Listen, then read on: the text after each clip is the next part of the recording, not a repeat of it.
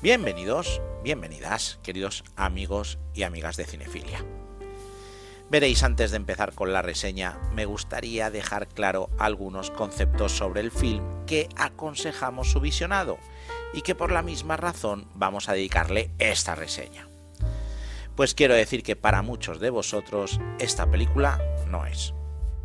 Os parecerá aburrida, sin ritmo, de una producción extraña y en cierta forma quizá no entiendas por qué tiene una legión de fieles seguidores, en la cual me incluyo.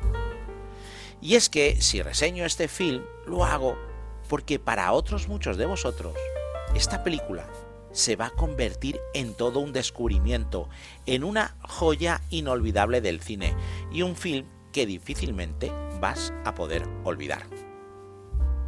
Así que para intentar orientarte en el camino de esta obra que trasciende al cine y descubrir además si es para ti o no, acompáñenme en este viaje grotesco y cruel que os propongo.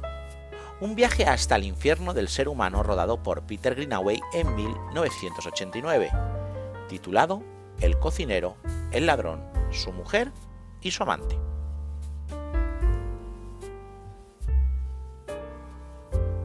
Veréis, antes de entrar en la película, en este caso es fundamental entender la visión del autor, ya que esta obra bebe directamente de un estilo propio alejado de la convención del arte cinematográfico. Y es que Peter Greenaway viene directamente del arte pictórico, un pintor que quiso adentrarse en el cine para poder encajar música e imagen.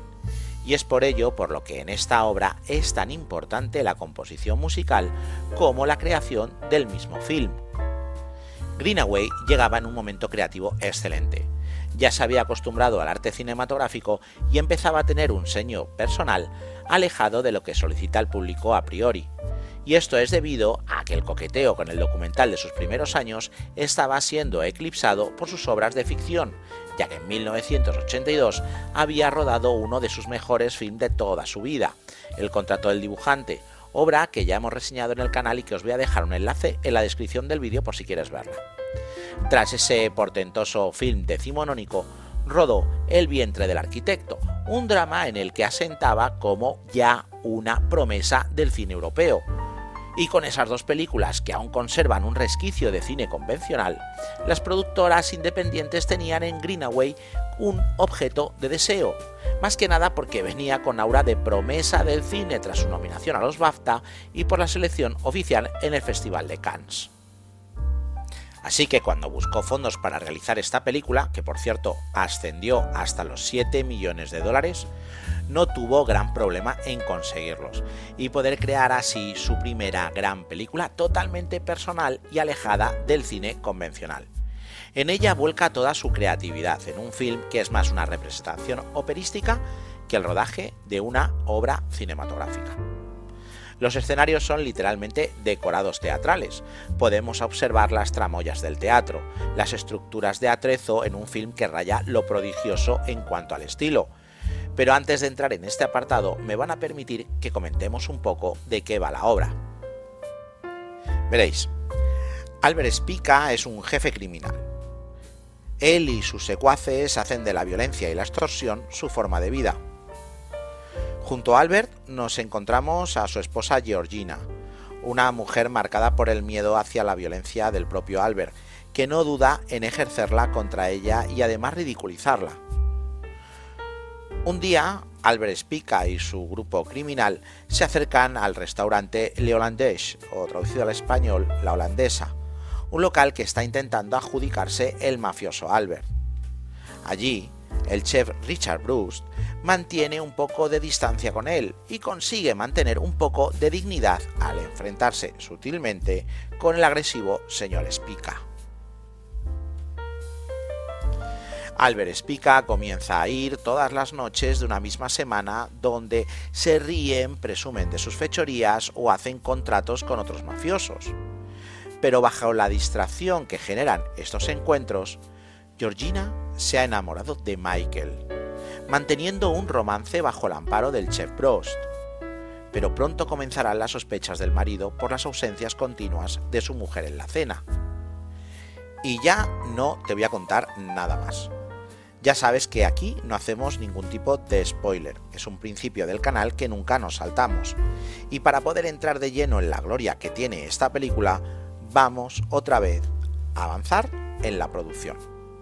Y es que esta obra se gesta bajo el amparo de la visión que tiene Greenaway del cuadro holandés, de ahí el nombre del restaurante, Banquete de los Arcabuceros de San Jorge de Haarlem. Una obra que retrata a unos soldados en medio de una comida, que es el mismo que podemos ver presidiendo el salón del restaurante. Sobre esta pintura Greenaway empezó a montar una historia romántica y de celos. Al personaje principal, que lo encarnaría el grandísimo Michael Gambon, le llamaría Albert Spica, dándole el perfil de una persona inculta que no lo sabe, un grotesco gourmet que no entiende de comida y un charlatán que no escucha, al que solamente se le oye decir obviedades tras obviedades o bien simplemente disparates, sin que nadie se atreva a pararlo, siendo su discurso tan molesto que llega a taladrarnos los oídos. Por el contrario, el amante Michael, interpretado por Alan Howard, es un hombre callado, un culto lector empedernido al que Georgina, la mujer de Spica, siente una profunda atracción hacia él. Georgina es una mujer aplacada por el marido. Ella es mucho más inteligente y más bondadosa que él, y en cierta manera es su mayor rival, ya que es la que, en contraste, ridiculiza a Albert Spica. El papel interpretado por una soberbia Helen Mirren es de esos que difícilmente se van a olvidar, y más si llegas a terminar el film, cosa que, como dije al principio, no te garantizo que lo hagas. Y por último, el cocinero. Es ese artista culinario, esa persona que puede tratar de tú a tú a Spica, aunque siempre con la precaución de saber que está metiendo la cabeza dentro de las fauces de un león, con esa especie de valentía moderada que la interpreta como nadie el grandísimo Richard Bohringer, que hace aquí una de las interpretaciones más maravillosas de toda su carrera. Y es que, como os comenté antes, la idea fundamental del cine de Greenaway es proporcionar melodías a sus escenas, y aquí, en este caso, vuelve a recurrir a Nyman. La historia tiene algo de peculiar, veréis. El caso es que cuando ocurrió la desgracia del Estadio Heysel de Bruselas, Nyman creó una partitura llamada Memorial. Esta partitura se interpretó en una radio local, y uno de los oyentes fue el propio Peter Greenaway, que quedó encantado con la melodía y pidió que fuera el tema principal para su obra. Nyman, que aún no la había grabado de forma profesional, accedió y creó la banda sonora de esta prodigiosa película, una partitura tan barroca como es el propio film, pero a la misma vez hipnótica y desagradable.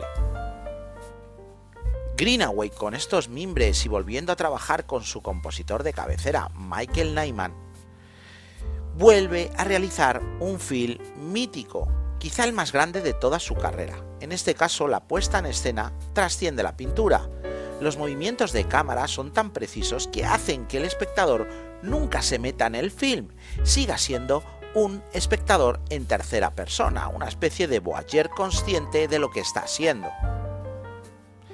Y, para completar la gloria, decir que pudo contar, como si de una ópera se tratara, con uno de los diseñadores de vestuario más importantes de la historia, Jean-Paul Gaultier, diseñador mítico de la alta costura, que hace aquí un trabajo soberbio que, junto con la labor en fotografía de Sacha Biernin, convierten cada plano, cada escena, en poesía pura.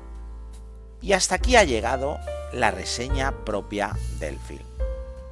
Pero antes de terminar quiero dejarte algunos puntos de visión personales para que descubras si esta película es para ti o tienes que dejarla para más adelante o directamente para nunca. Pero antes de eso quiero preguntarte una cosa. Verás, ¿te gustan mis reseñas? ¿Te hago pasar un rato agradable en YouTube? Pues no lo pienses más, dale al botón y a la campanita y así no te vas a perder ninguno de nuestros consejos de cine, que es a veces más comercial y otras, como es el caso, mucho más personales, pero siempre grandes obras de la cinematografía. Así que pertenece a este selecto club de cinéfilos suscribiéndote al canal. Y por cierto, si te está gustando el vídeo, no se te olvide darle un like, nos hace muy feliz. Pues bien, lo prometido es deuda. Y ahora vamos a ver si esta película es para ti o no. Verás, la película es densita. No es un film agradable con el espectador en ninguno de los aspectos. Su violencia, tanto implícita como explícita, no se suaviza nunca. Aquí no hay coreografía de planos ni elipsis de tiempos, no. Aquí el espectador ve lo que ocurre como si estuviera presente en dichos acontecimientos. Esta visión subjetiva del film a veces juega a favor del espectador, como puede ser toda la parte final que ayuda mucho a despegarte de lo que está ocurriendo en la pantalla, pero la mayor parte de la obra es cruel con él. Por otro lado tenemos el estilo. Veréis, aquí no hay nada que no ocurra en una escenografía teatral. La búsqueda de lo artificial está en constante lucha con las interpretaciones veraces de los actores. Y estos dos caminos, en cierta forma, son los que van a elegir si este film es para ti o no. Si te dejas llevar por las interpretaciones, vas a disfrutar mucho de esta obra, pero si no entras, en cierta forma vas a pensar que esto es una tomadura de pelo. Y ahora decir que he oído mucho de la dureza de este film, y es totalmente cierto. Pero siempre ponen como ejemplo los desnudos que tiene la obra, y aquí difiero completamente. En ninguno de estos momentos los desnudos que contiene la cinta son desagradables o grotescos. Todos mantienen un equilibrio y una belleza que sientes que estás viendo un maravilloso cuadro del estilo de Rubens. Es la violencia, la crudeza y la arcada que está en todo lo demás lo que hace de este film una obra durísima de ver. Y es que, como te digo, muchos de vosotros esta película mejor que la olvidéis por algún tiempo. Pero ojo, si eres de esos que no les importa ver narrativas nuevas, pues esta película puede ser directamente para ti y convertirse en una de esas favoritas personales que no conocías. Así que bueno, todo queda al final bajo tu decisión. Verla o no es una cosa que realmente te compete a ti. Pero creo que ya te he dado suficientes pistas para que tú mismo valores esta película y tus gustos. Y bueno, como todo llega a su fin, también llega esta reseña. Y ahora, para poder acabar, toca enviarte de corazón dos deseos. El primero es que seas inmensamente feliz. Y el segundo, como no puede ser de otra forma, que vivas el cine.